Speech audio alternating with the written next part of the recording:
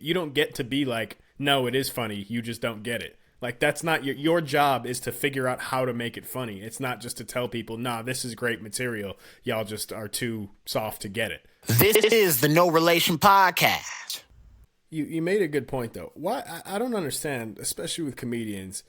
Look, I understand part of the craft is being unapologetic. I get that. But every now and then, I feel like it's totally fine for somebody to be like, look, I said something. Sometimes you don't know that something's not funny until you say it. That's my bad. I'll do better. That's it. That's all you got to say. The thing about being a comedian is part of it is if you want to be that comic where you go tiptoe that line, you're going to go over the line.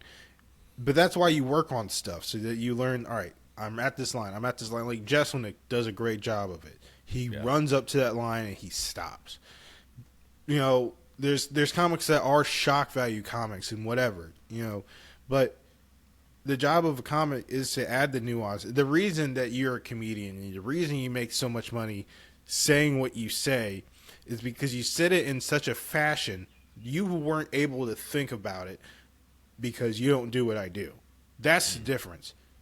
And that's why people go up to these open mics or go up to these, like, you know, comedy stores or, you know, comedy sellers and, you know, trying to do comedy or whatever, and they're just going up there saying hate speech and shit like that because they're like, oh, but when he said it was funny, well, the way he said it was funny. He didn't That's the say whole thing. That's the whole skill.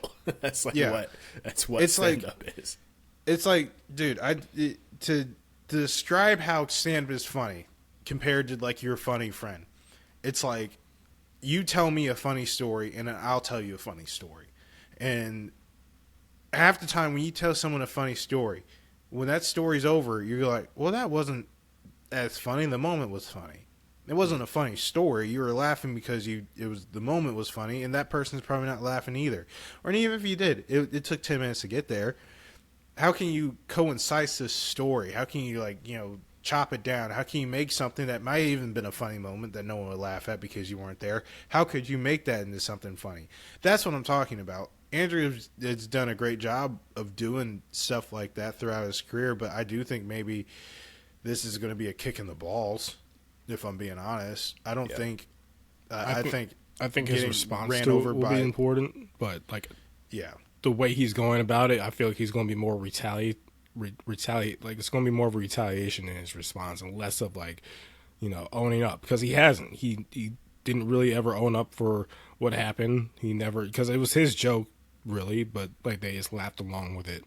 But I'm pretty sure Andrew is someone that respects Kendrick Lamar. If I have to imagine, then he's texting academics asking if he's too woke to understand the joke. So does he really? So yeah, I listened to it. It was like academics reached out to him, and if I had to guess, and this, I don't know him personally, but from what it seems like, I'm sure this probably was a little bit of a gut punch, because he didn't expect this.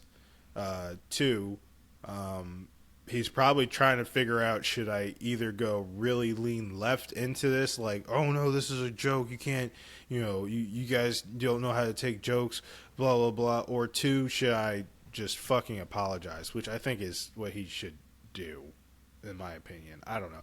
Me personally, if I was saying a joke and Kendrick Lamar decided to put a jab on me, I would just come out simply and be like, hey, you know, this is on the chin. Hey, I don't know what I can do better, but I'm gonna figure it out. So again, with comedians, it's getting to a really weird place, because at the end of the day, no matter how funny you wrote it and how funny, like, and even if, you know, in your head you've done everything right, if you get on a stage or on a platform and say something and that shit's just not hitting people's ear right and they don't like it, you don't get to be like, no, it is funny, you just don't get it. Like, that's not your job is to figure out how to make it funny. It's not just to tell people, nah, this is great material, y'all just are too soft to get it. Like, that's your job is to find a way to make the shit funny. You know what I mean? So if it's not funny, it's not funny. It's just what it comes down to. And especially, you know, I don't know, alienating your own base, your own core, like, I just don't get what the purpose of that is. Because then all like your only option to keep your career alive is to start grifting and to start like, all right, I'm gonna lean to this side since these people rejected me, and I just don't think that's the right attitude to have.